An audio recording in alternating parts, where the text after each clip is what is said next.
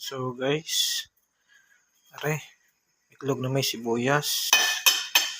Tapos ilalagay natin itong tirang corn beef. Yan.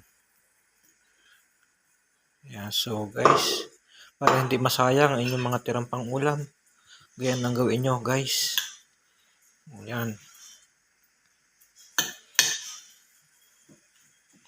Yan. Lagyan ng sibuyas. Tapos parang torta yan guys. Yan. Tapos ilalagay natin ngayon sa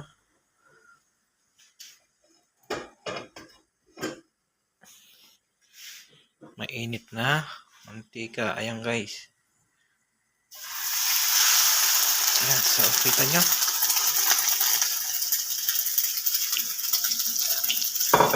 Yan. Para hindi masayang ang inyong pang-ulam. Ginitira lang. Pero ngayon, lagay natin dito torta. Yan. So shout out lagi sa inyo. Bye.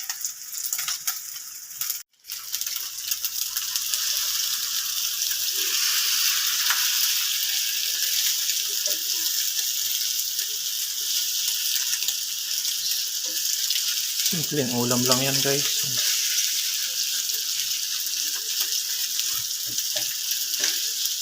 Oh, yan. Okay, napakasarap niya. Oh. Libre na ang iyong dalawang kain diyan. Ayan.